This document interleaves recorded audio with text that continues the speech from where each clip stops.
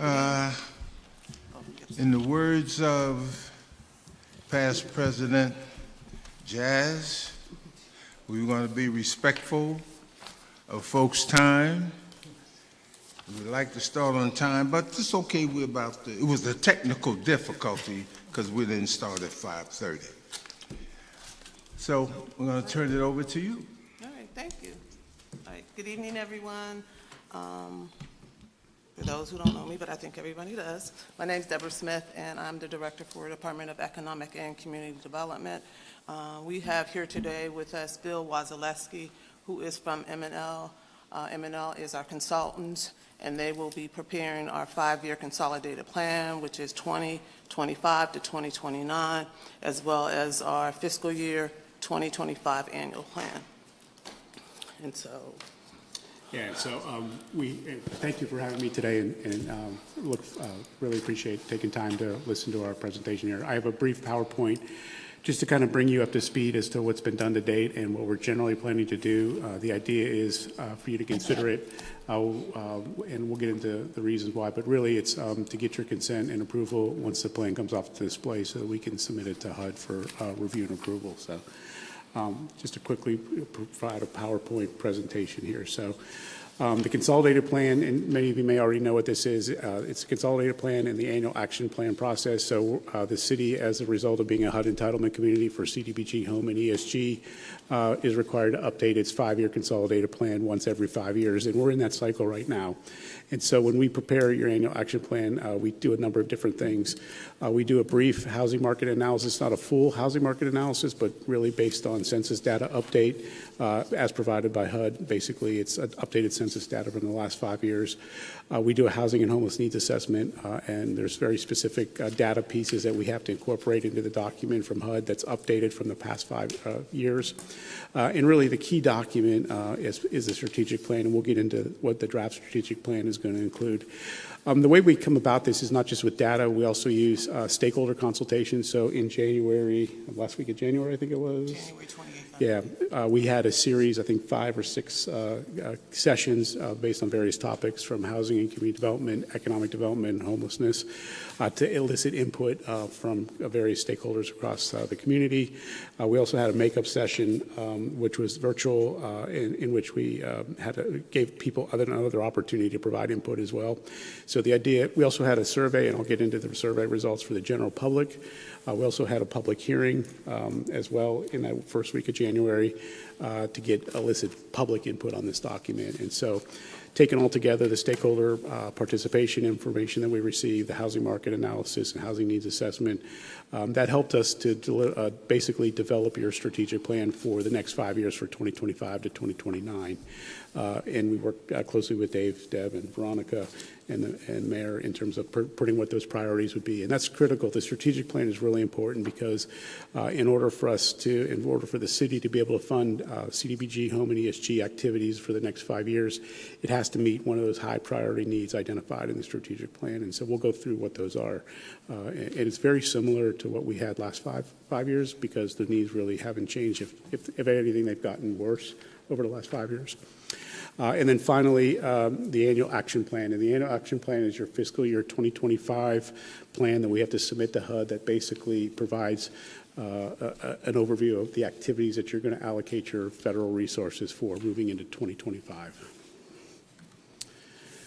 So just to provide an overview, as I said, we had stakeholder consultations, and you can see there the list of folks that we have consulted with throughout the process. We met with the Housing Authority, the Redevelopment Authority, your continuum of care to get input on the priorities for your homelessness population and housing and homeless needs assessment helped inform that. Various shelter and service providers for homeless individuals. We met with affordable housing providers and advocates. And we also talked with Small Business Development Center, neighborhood groups. We'll talk a little bit about the online survey that we had. And something unique and something new that we didn't do last time around, but we also had a separate survey for persons with lived experience who are formerly homeless. So we worked with your shelter providers to get them to provide a survey, a very prescribed survey for persons who are currently homeless or who were recently homeless, and they provide a really good input to help us, again, develop strategic priorities for your strategic plan as it relates to homelessness. And again, we had 2 public needs meetings as well. So just to provide just a brief overview of the needs identified by data and stakeholders. So in 2024, your point-in-time survey, so that is of a count of your homeless population, identified 378 homeless individuals in emergency shelters and 76 unsheltered individuals. 30% of the households in the area experienced cost burden, meaning they paid more than 30% of their income towards housing costs. Inventory of affordable, accessible units is insufficient to meet the needs of the city residents. Length of stay in emergency shelters are increasing, and those persons with lived experience identified shelter capacity as a need. There's just not enough shelters in the city to address the need. We also identified barriers to obtaining housing, including lack of inventory, criminal history, poor rental history, financial resources for rental application fees, security, utility deposits, arrear payments are all needs as identified by persons who are homeless and as well as the stakeholders. And then subpopulations with increased needs include the elderly, youth, chronic homelessness, and large families. As I said, we conducted a survey that was open to the general public that ran for over a month in January and early February. We had a total of 228 responses. Of the 228 responses, 149 responses to the question asking them to prioritize the list of housing activities. Housing for families with children was the highest. So housing for families and children was the highest. 151 responses to the question asking them to rank the list of economic development initiatives, job creation, retention. Both of those were at the top, followed by workforce development and employment programs were identified as needs. 150 responses to the question asking them to rank special needs and services. Those included such things as mental health services, early childhood education needs, and healthcare services. 148 responses to the question asking them to rank a list of public infrastructure initiatives. In that, the highest priority was shown road improvement and reconstruction was the highest identified response there. And then affordable housing was most often cited as a priority, followed by economic and workforce development, including training and job creation. So based on the data that we received from the actual hard data, census data, the point-in-time survey, the surveys, we've identified the following strategic plan goals for the next 5 years to address those identified high priority needs. And this is, again, as I stated, these would be your highest priority needs, which you would focus your federal resources on funding activities to address these needs over the next 5 years. They include, as you can see, provide homeowner rehabilitation assistance, rental rehabilitation assistance, the creation of new affordable rental housing, increasing home ownership, provide homelessness for housing and services related to homelessness, improve public infrastructure and facilities, continuing to provide public services. That need has grown over the last 5 years, and I know you provide a portion of your CDBG funds towards public services. Same thing with code enforcement, real need to identify and improve code enforcement and making sure units are, especially as it relates to affordable housing. Demolition of dilapidated structures, economic development, and the revitalization of the central business district. Again, those are the strategic plan goals, very similar to what was 5 years ago in terms of what you identified 5 years ago. I would just say that these needs have been increased over the last 5 years as a result of a number of different things, including mainly the pandemic. Just a little word on the 2025 anticipated funding. So if you've not been following the news, I'm sure you have, but there's been a continuing resolution through 2025, through September 30th, 2025, basically keeping funding levels at 2024 levels. That occurred, I think Congress approved that in March 14th. As a result, HUD now has 60 days to provide your allocation amounts. We anticipate them to be very similar to last year, although we have no firm confirmation of that. We know the overall federal budget is staying exactly the same.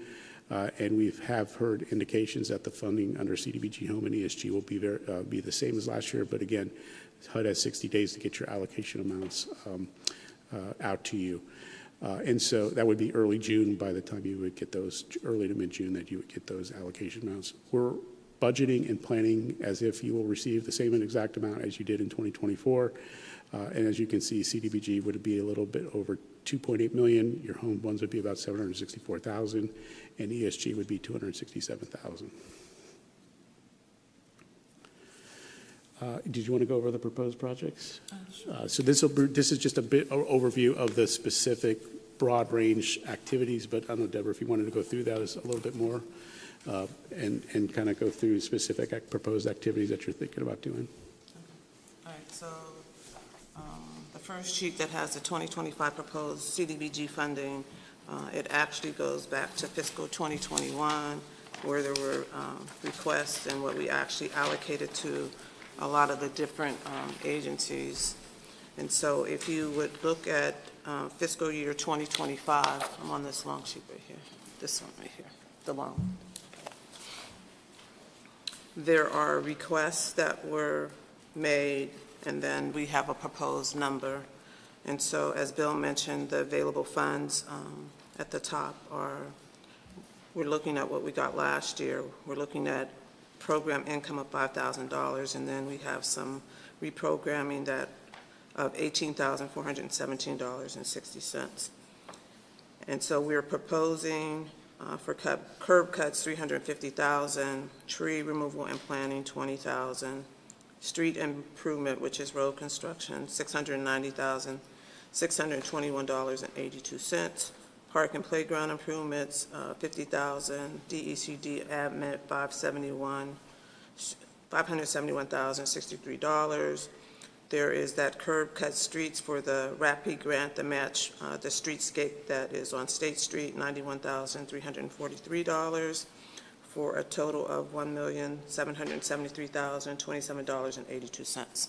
Are there questions on the city's proposal?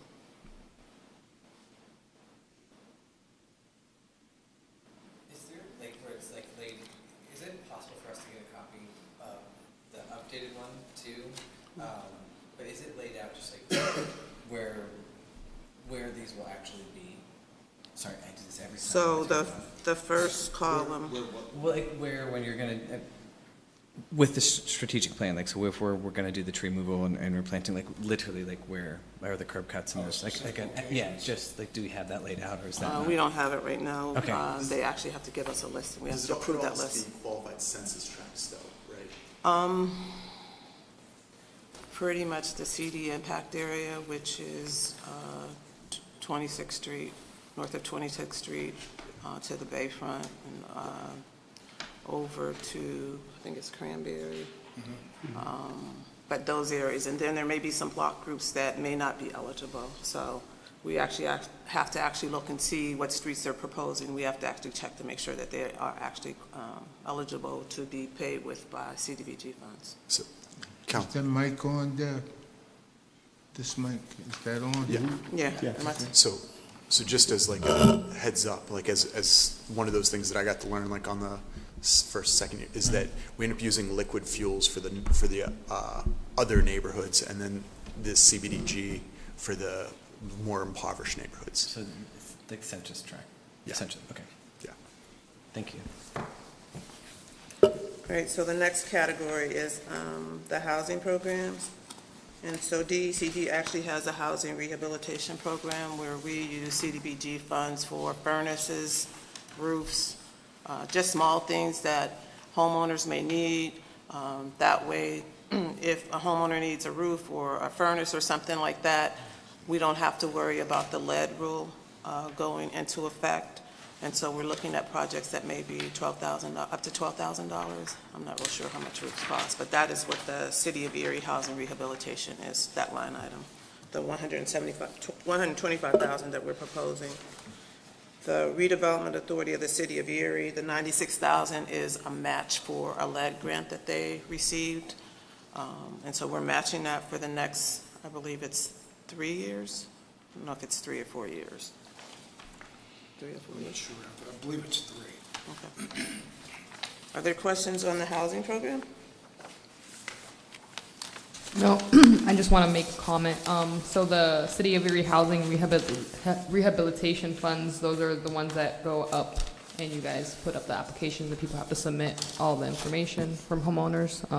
And then if they don't use that, that comes back to us to do curves and pave. I just want to make sure, because I know like in the past, we haven't really used a lot of these funds that we allocate with our. So what happens is that if there is a project and they don't use all the funding, we have reprogramming dollars, and we have some reprogramming dollars that we're looking to expend for street reconstruction, but that's just proposed. So any money, it doesn't necessarily have to go back to street reconstruction, but for public services, we're only allowed to use 20.96%, and that has to be, even if it's reprogramming, that's the most amount that we're allowed to use, or $778,960. That's the max. When you say it's what you're allowed to use, what do you, I'm sorry, There is a, There's a cap on right. within specific categories? Yes. Okay. And also worth pointing out that we are beyond the federal cap, that we have like a grandfather exception beyond Right. the cap. For So everyone we're higher else, than it's ever. 15%. Right. So we get a higher amount than that. Okay, the next page is actually the public service activities, and City of Erie Summer Rec, we normally allocate $10,000 to that line item. That is used for the Roger Young Pool, for chlorine and different operating supplies that they may use. JFK this year, they did not request any summer rec. So Wow. it's zero there. Booker T, $24,850. MOK, we have $10,000. Trinity Center, we have $20,000. Boys and Girls Club, $50,000. Excuse me, BTW Human Resources, $72,341. I guess I'll just say this. So what we did, because we don't know how much money we're getting, we looked at what was requested from last year. And so what we tried to do is to give those agencies what they requested last year, even though some of them may have requested more money.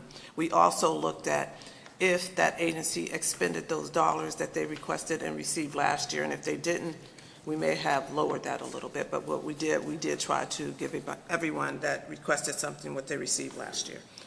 MOK, Human Resources, $50,000. JFK, $50,000. So GCAC in-house services, this year we actually increased it.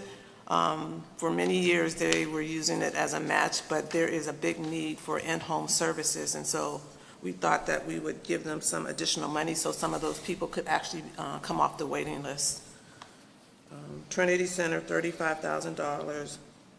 This year, USCRC, which is Erie International House, did not request any funding.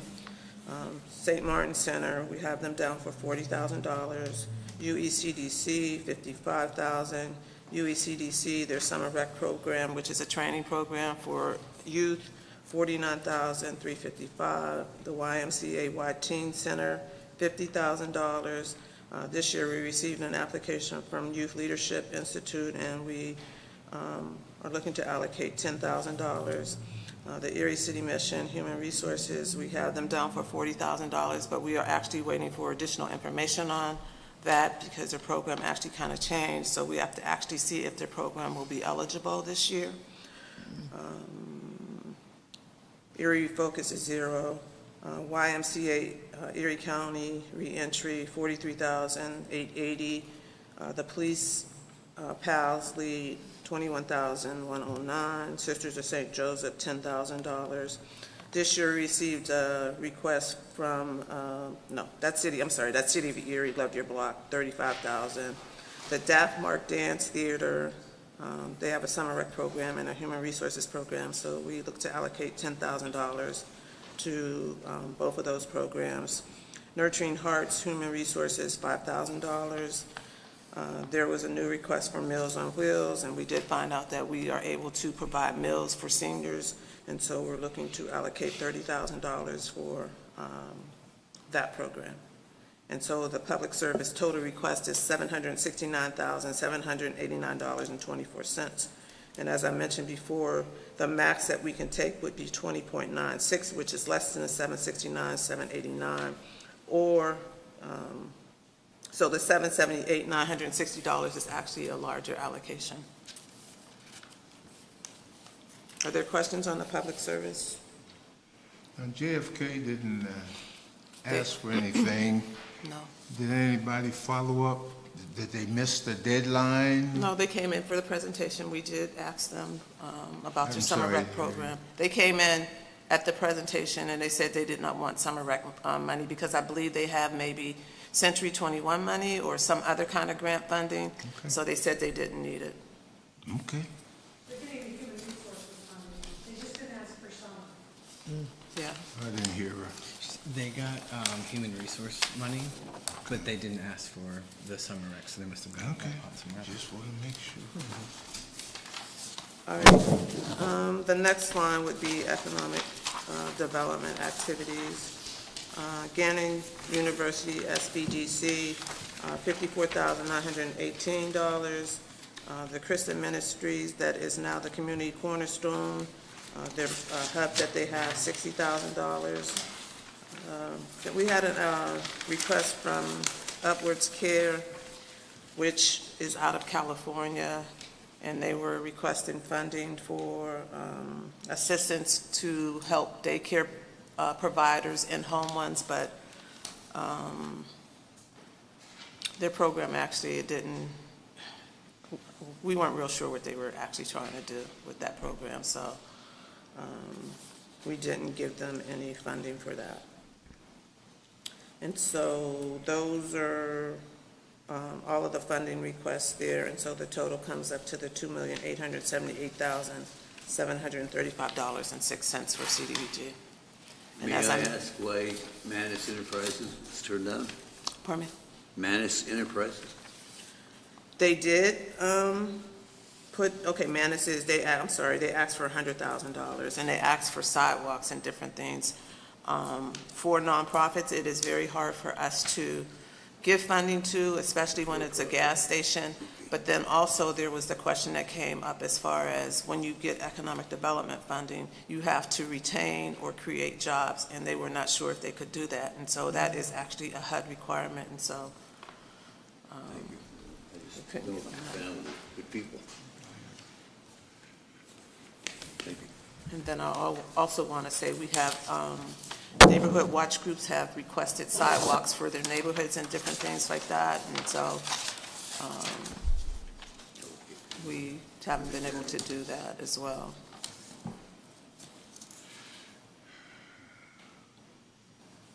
And we did ask Manus Enterprise as far as would they be able to retain or create jobs, and they were not sure about that. So if they can't retain or create jobs, then they would have to pay that funding back. Thank you.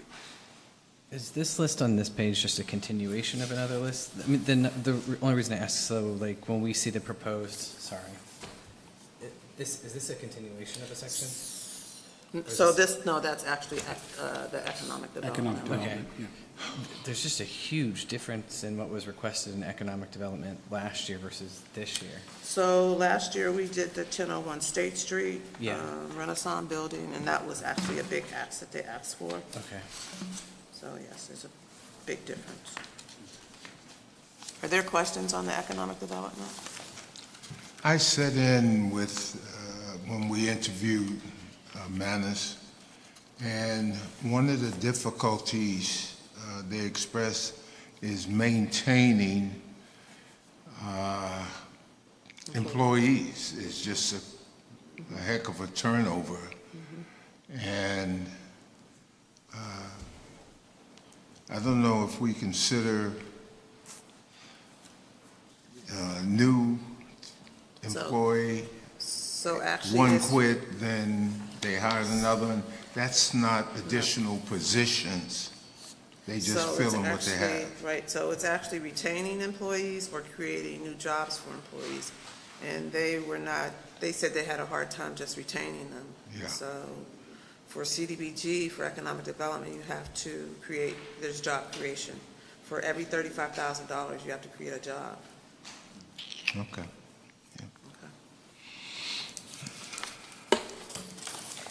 All right, so the next one we'll go to will be the Home Investment Partnership. This sheet right here, the small sheet, the 8.5 by 11.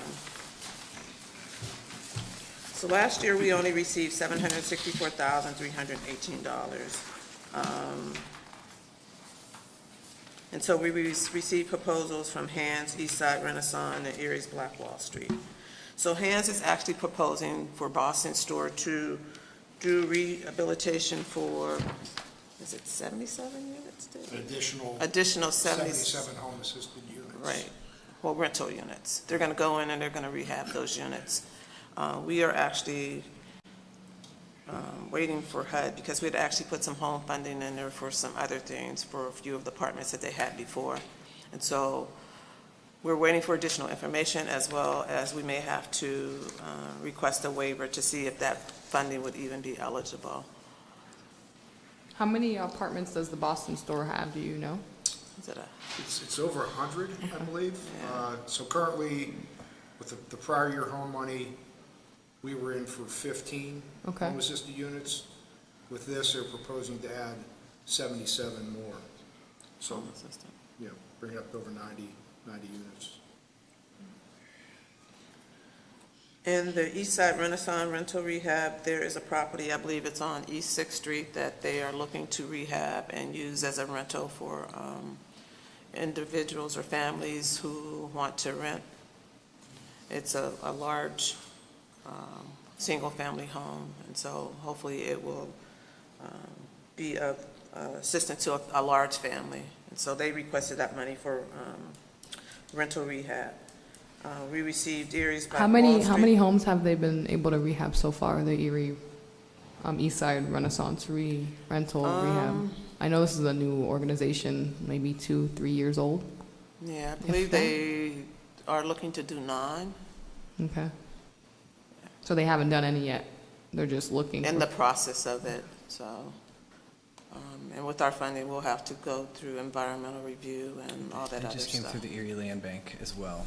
Right, yeah. Yeah, so there's like a lot of property acquisition right now and getting investors. So I think that they're just using to figure out how they can get it to build with the maximum. So I think they're trying to also get some of the properties that have been vacant, not being built upon, and now they're going to be pulled from the land bank, essentially back on the tax rolls to some degree, which is exciting. But.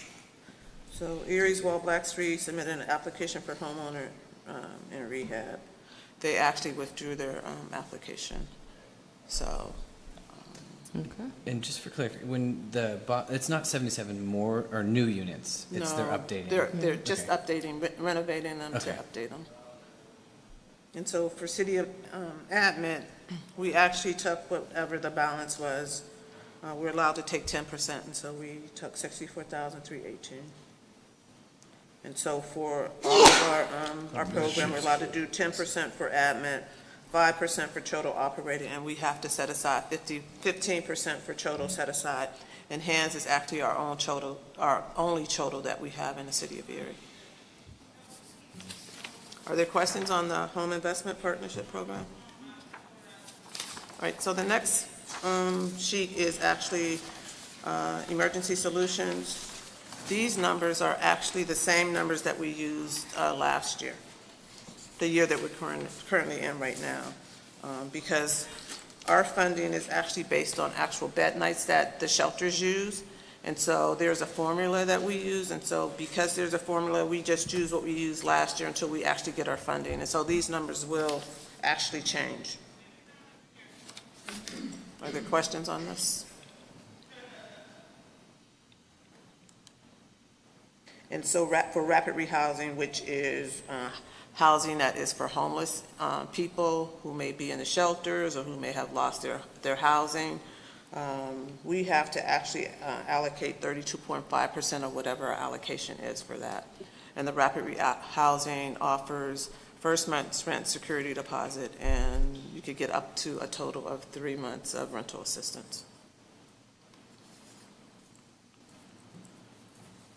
How's that program look like? Folks grabbing it or It's, leaving after 3 months or hard to say?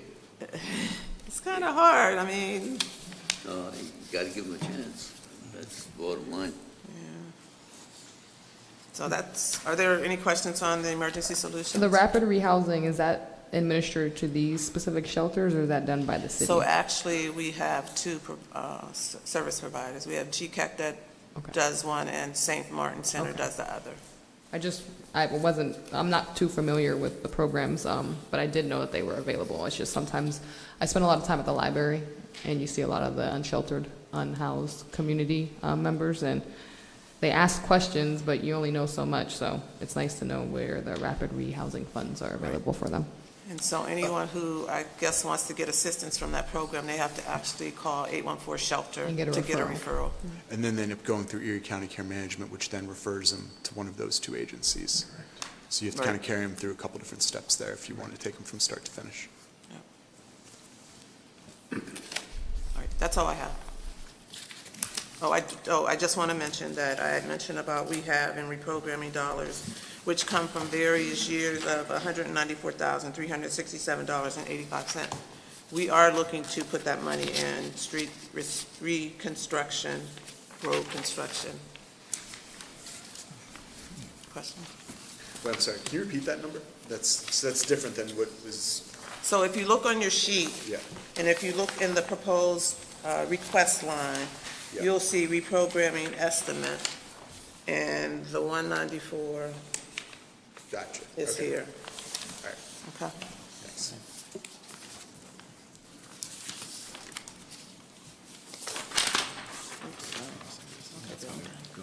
Any other questions? I just have a few more slides. We okay to move on? Any other questions? Nope. Okay, none? You just I just have a couple more more. slides. Okay. In addition, we're also updating your analysis of impediments to fair housing. And so just to provide, we have a specific timeline for the consolidated plan and the annual action plan, so that took priority. But we just wanted to provide an update. We've completed the demographic and housing profile, and we're also currently completed the review of the public policy. Those are two key pieces. We'll have to, we're in the process of identifying impediments and developing a fair housing action plan. The connection to the AI is that the Fair Housing Action Plan becomes a section of your consolidated plan, and we work to address any identified impediments. So there's no specific timeline on that, other than making sure we get that Fair Housing Action Plan in your consolidated plan. But that should be wrapping up shortly as well, and so we can provide updates on that as well. We just want to let you know that we're also doing the analysis of impediments to fair housing. And again, HUD encourages communities to update that once every 5 years. And then finally, just kind of going through the next steps, we're finalizing the draft CP and AP. We're required to put both of these documents on what we call public display for a period of 30 days. And so we're anticipating putting it on public display on April 11th, assuming you're all okay with us, with our priorities and our strategic plan. And then we're also required, while it's on public display, to have what we call a second public meeting to let the public comment on the draft plans, consolidated plan and annual action plan. And we currently anticipate that being May 5th. And then finally, we would come back to you all anticipated end of May 21st at this point. Again, that's contingent on when HUD releases the allocation amounts. We cannot, you cannot approve this until we have your allocation amounts from HUD. So that's a kind of a tentative and anticipated date. And that may slip a little bit depending on when we get the allocations. And then shortly following that time frame, probably in mid-June, some point we would submit to HUD when we're allowed to submit to HUD. Any other questions? Any other questions for us? No, it's just a lot in the air on what we're going to receive and what we can actually do to help. So correct. I like to see the Meals on Wheels added to some of the funding sources that we can help with, because I do know that we have a lot of seniors who depend, and people who need those meals, or else they wouldn't have a meal. So We deliver those, and it's a great program. Is it possible to get a copy of your presentation, a printed copy? Yes, absolutely. You mean the PowerPoint? Yeah. Yeah. Yeah, I can send it to you. Do you have a copy? They'll send it, I don't have a copy Okay. of that. Okay, we'll have, I'll I'll have Kate send send it it to you. Okay, good. A question again about the folks who are entitled to 3 months free living and then they disappear. Is there a counseling initiative with They those do, people yeah, to they help do. them? They do Such a counseling. sad road. Yeah, they provide wraparound supportive services based on their needs to keep them housed. The idea is to keep them housed with the You would services. hope they're not playing the system. That's bad part. The intake assessment on that has a lot of details. It's called a SPDAT. And Yep. then they go through this and they try to make sure that they address like the specific needs at Erie County Care Management before the referral, and then they get the wraparound services. There's a bunch of layers to it that make it really one of the most successful programs that HUD's implemented in a long time. Absolutely. And just an FYI, on some of the proposed projects, some of the numbers may change slightly. If they do, I will definitely send you an updated copy. When the providers who are requesting funds submit, do they have goals that they like, this is like, you know, these are our benchmarks that we would like to reach, and then at the end, do they provide you a report with how they reach those benchmarks? Are those available for us to see? Like, I'm just So curious. there are direct benefit records that service providers receive that they have to complete every month. And so it's unduplicated. That shows like the number of people that they Like new, serve and yeah. stuff. And so we get those on a monthly basis. So if you, I'm not sure which ones you want to. I'm just curious to see like how we're assessing, making sure the programs are doing all the things that they're promising that they're doing. I love data. I'm not even, that's really, I just am curious to see just how they're doing. Do you have those? Or, I mean, Tina? you can Tina get would them. have those, yeah. We'll- Thank you. We'll get you a copy. Thank you. Do you have anyone that dropped by these programs to see if in fact that the numbers they are submitting is actual? So actually, staff goes out and they monitor, and so when they monitor, they look at the DBRs, which is the direct benefit record, and so they review those to see if that agency is meeting their goal or if they're behind their goal, and so just all of that's assessed. Yeah, we also look at client files. We'll take a random sample of client files, review those, make sure that we're maintaining the required data that, to be in compliance with the program. So, yeah, we try to monitor each subrecipient once a year. And HUD requires you to submit your CAPER report, which so every year you're reporting on the number of persons Yeah, assisted by exactly. program type. So all that gets rolled into a report annually to HUD. I think it's due September, yours is due September September 30th. 30th. So, Footnote to Meals on Wheels, one of our former city employees, Ms. Yeah. Hoffman, is taking it over. she was at a lot of the stakeholder meetings. Great job. Yeah. We got 'em all- we train them and put them on their real world. Are there any new stipulations coming down with, this money will be tied to X, Y, or Z now? Like anything new that you guys We have? don't know. yet? We don't know. We've not had any indication from HUD. I mean, I can't fathom what more they could add stipulation-wise, but Right. I suspect there will be.